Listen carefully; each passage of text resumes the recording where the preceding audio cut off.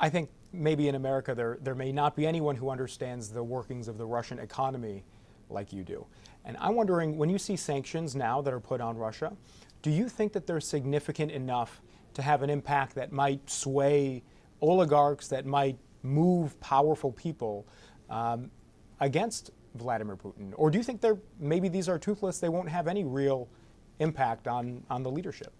One of the greatest misconceptions in the West and the United States, for example, is just the role of the so-called oligarchs in Russian economy and Russian political system. This role is next to zero. I've heard so much through all these years about the oligarchs, about how it is important to put sanctions or how to put them kind of in a very difficult position. Okay, if you'd like to make life miserable for those people, it's okay. But if you think that those sanctions would make changes in the decision-making process of Mr. Putin or of Kremlin, it's wrong. It's a mistake. Well, why not? You have no chance because they have no impact on the decision-making process of Mr. Putin. So, I mean, we're really talking about the will of one man here. Exactly, because political system and political regime in Russia, it's not like the United States or in any Western countries. It is not a democracy. It's not even semi-democracy. It is even not authoritarian regime. Right now it's a totalitarian regime with just one-man show. And just the decisions, the main decision like this attack on Ukraine, this is decisions that has been taken by one person. And no oligarchs whatsoever could have any impact on this decision. So that is why you can punish anyone. You can punish 145 million of Russian citizens all with one person and will not change the decision-making process of Putin. Is it because he doesn't care that millions of Russians have wiped out their savings, that the ruble is now fractions of a penny? He just doesn't care? He doesn't care. He has his goal. It is his dream. It is his dream for at least a couple of decades. And he's ready to sacrifice everything, especially not belonging to him, to reach this goal. When we talk about the disinformation, right, the news about what's happening in Ukraine is not filtering in through state media in Russia. How much of the population actually is exposed to what's really happening in Ukraine? Not much, I would say, because I would say up to 70% of the Russian population have been brainwashed.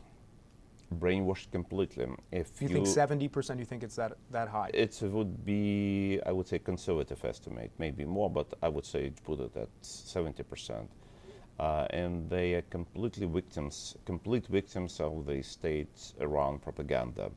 The situation is very similar to what we could see in Nazi Germany in 1945 when allies reached Germany and when they found that majority, almost next to 100% of German population, just were completely fed up with Nazi propaganda.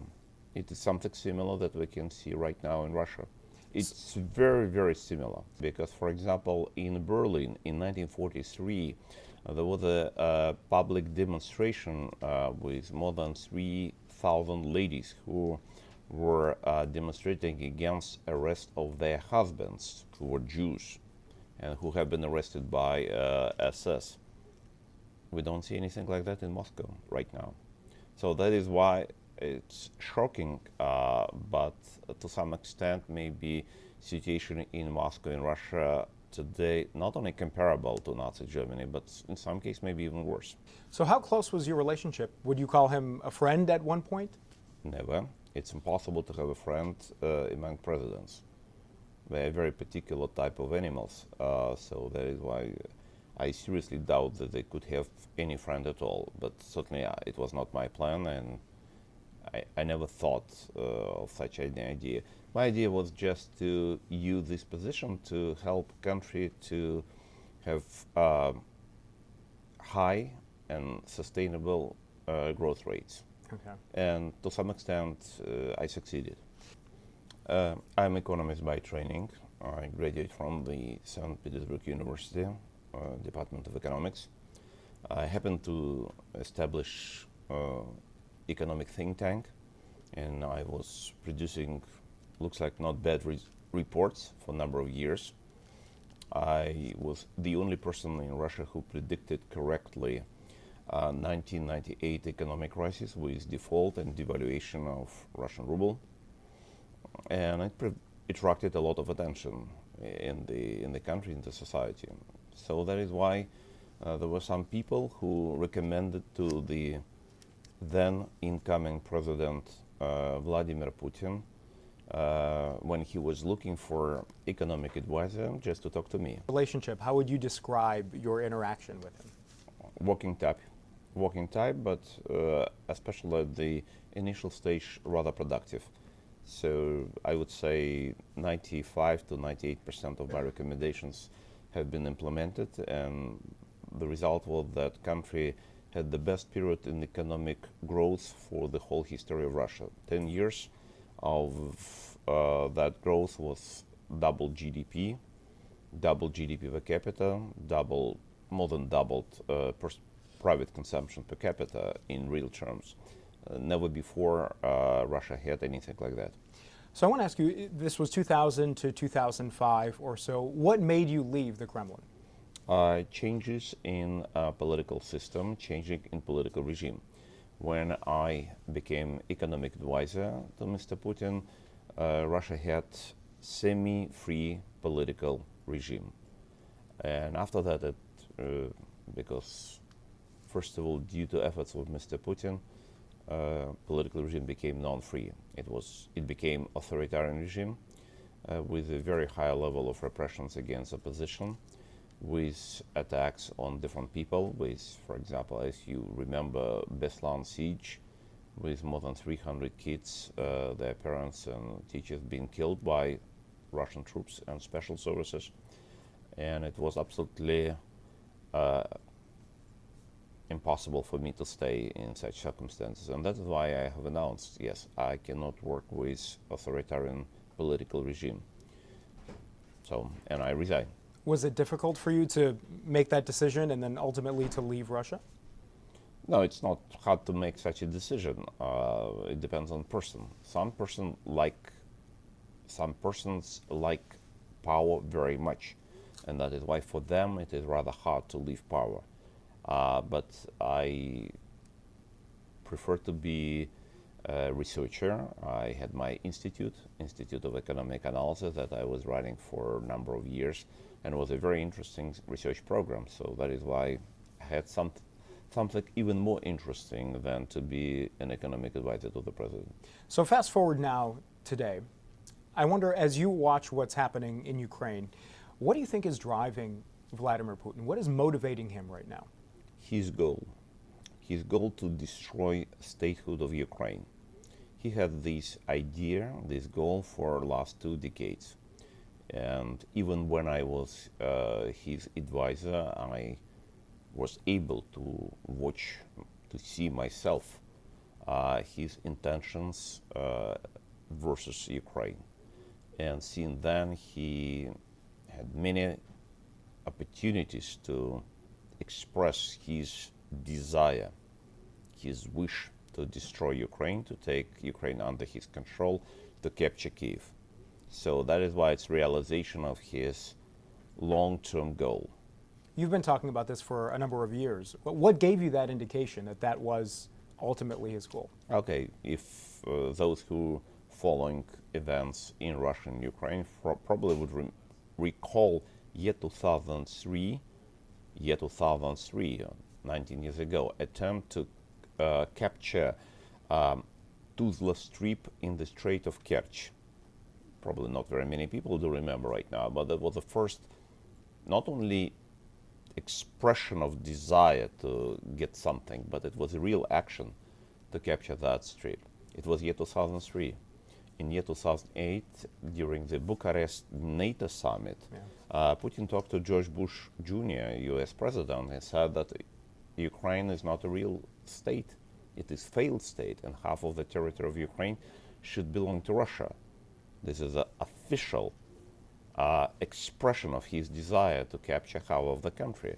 In year 2014, as we know, he occupied Crimea and launched a war in Donbass. So, and since then he was keep telling to everyone publicly, not only privately but publicly, that he would like to destroy statehood of Ukraine. So that is why it was not a surprise at all. Okay. And I want to ask, a lot has been made about his mindset, about his psychology. Some say that he has been isolated. Do you see anything different in his behavior now than what you saw when you were working under him? Yes and no. In some sense, yes, because it's clearly that he's some kind of the circle of people whom he consults with is definitely narrow and more like a military people or security people or people like that. But on the other hand, he's still the same person who is really would like to realize his imperial dreams. You talked about how for a long time Vladimir Putin has been wanting to invade Ukraine and to recapture Ukraine, sort of rebuild the Soviet Union. Do you think that there is some sort of grand plan, some strategy to bring this conflict to an end, or is he going and moving, trying to adjust on the fly? Just let's read what Mr. Putin has written and what he is saying, or his people are saying. And his goal is very clear. He has announced it publicly last December. And after that, he repeated in January, in February, and in March. His goal not only to stop in Ukraine, his goal is to move into Europe. His goal is to return NATO to 1997 division line, which means so-called denatoization of all countries in Central and Eastern Europe, including Baltic countries, Poland, Romania, Bulgaria. And what is necessary to stress that Putin and the Russian Minister of Foreign Affairs repeating this goal even after the beginning of this attack on Ukraine. So they did not change this goal. So that is why we should not be some kind of surprised if he would continue his attack not only on Ukraine but on whole Europe. But certainly he has to be seeing what's going on and realizing that the Russian military is not performing to maybe what he expected. They're getting fierce opposition. They're at least saying they're going to scale back around Kyiv. Do you think that when he sees the reality of what's happening, he changes his calculus, maybe realizing that it's not sustainable to try to occupy Ukraine permanently? It's probably too early to judge. We have seen over the last 2 decades that he repeats these attacks and he's trying to grab more piece by piece. And this is attack not only against Ukraine but against Georgia, against Moldova, and he continues to have his appetite for Baltic countries and maybe for some other countries. Yeah. So that is why I would not be so kind of easy to buy the stuff that they're saying right now, or that he would be ready to accept this poor performance, or relatively poor performance of the Russian army in Ukraine. Actually, it depends on what we should consider as poor performance. Unfortunately, Russian army is still making steps further, and they're still getting some pieces of land in Ukraine. So that is why, maybe not with such speed that they expected before, but still initiative on their side.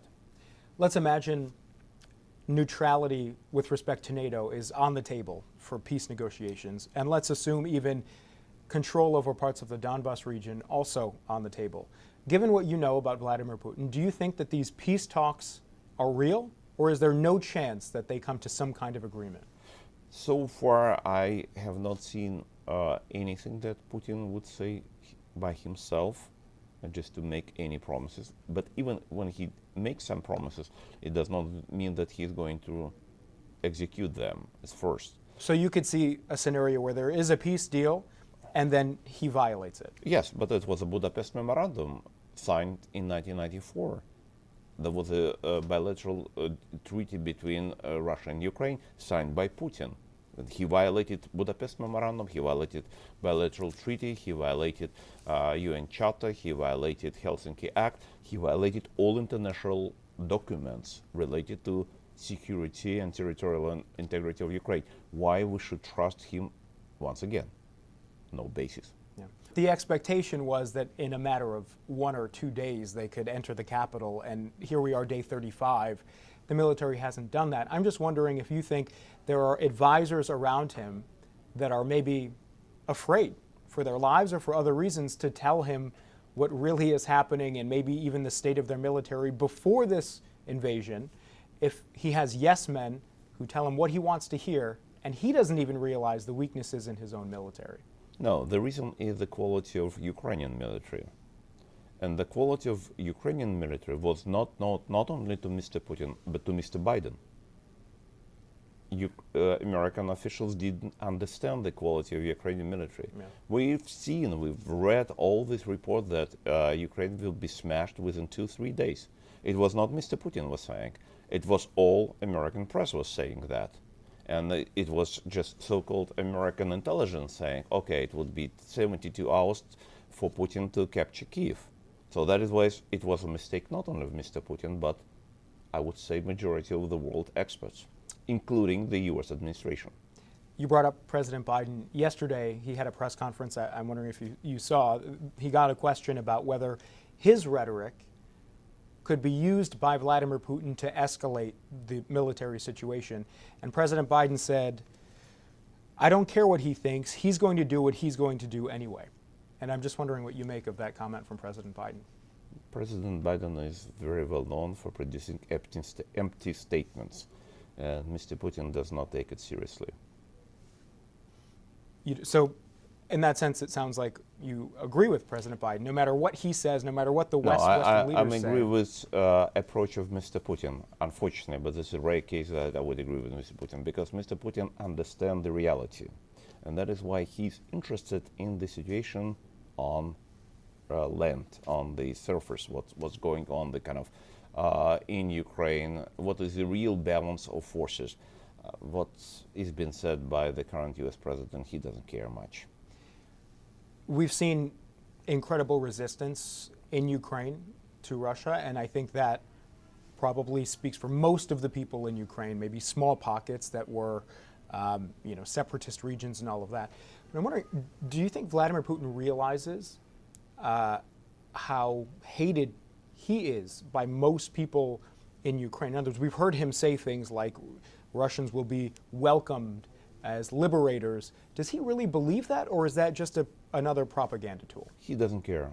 This is a propaganda, it's definitely, and he was using different propaganda tools to so-called justify his attack on Ukraine, but he doesn't care whether it's true or not. He probably knows that all this stuff that he was writing and he was saying absolutely irrelevant, but he doesn't care because he wants to accomplish his goal, no matter what.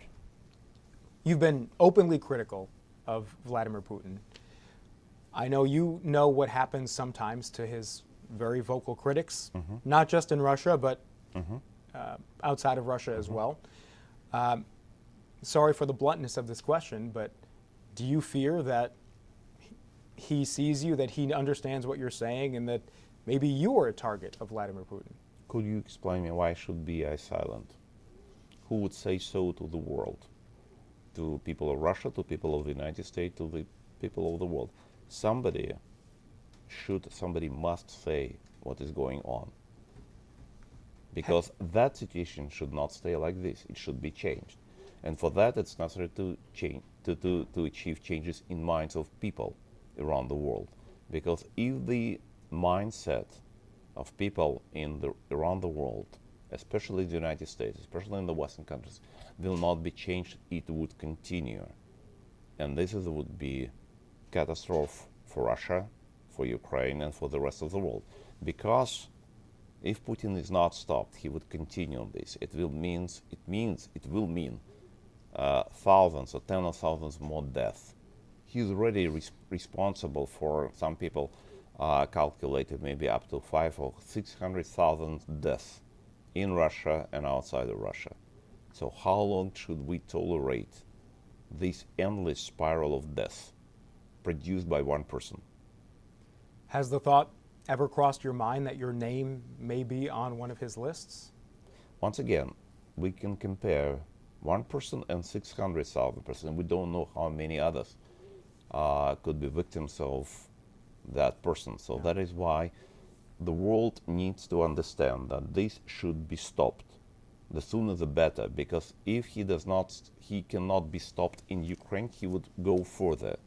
And it cannot be saved if somebody just would try to pretend that he or she does not see what's going on in Ukraine or in Georgia, or in Moldova, or in Syria, or in Libya, or in many other places. It does not evaporate. It will not evaporate. It will continue. Yeah. United States needs to fulfill its general basic obligation to the rest of the world as the best guarantor of the world peace, security, and freedom around the world. There is no other country that can do what United States can do. This is a particular challenge to the United States, not only to the US administration, but to the US society. United States needs to support Ukraine, needs to help Ukraine. And the only way that United States can do, and actually the only, or the basic, the most important thing that can be done by the United States is to provide weapons to Ukraine, a lot of weapons. Because Ukrainians can defend themselves if they would have weapons, Yeah. different type of weapons, heavy weapons, offensive weapons, anti-air weapons, anti-missile weapons, anti-navy weapons. Ukraine needs weapons, and the only country that can provide all these weapons in necessary amounts and to give permissions to other NATO countries to provide these weapons is the United States. United States administration does not do it. And this is it's a tacit collaboration with Putin in attack against Ukraine. So this position should be changed, must be changed. Well, $16 billion from Congress, $2 billion authorized by the White House. You're saying the U.S. should do significantly more? Out of this amount, military support is only 800 million. All the rest is just humanitarian support. Let me compare these 800 million US dollars of military for 1 year with 83 billion US dollars that the United States gave to Afghan army over 20 years. It's in addition to more than 2 trillion US dollars that the United States spent in Afghanistan. This is a real war. This is a big war. This is the biggest war since the Second World War in Europe. Do you know how much military support has been given by great superpower Luxembourg to Ukraine? 250 million US dollars. It's comparable what has been given by Luxembourg and by the US administration under Mr. Biden. Such a huge superpower Luxembourg and such a small country like United States. Czech Republic, also not the greatest superpower in the world, has provided military support for 1 billion US dollar. So it gives anyone just understanding how United States administration is just de facto not supporting Ukraine with something that is really in the most need for Ukrainians right now. Weapons, and once again, weapons.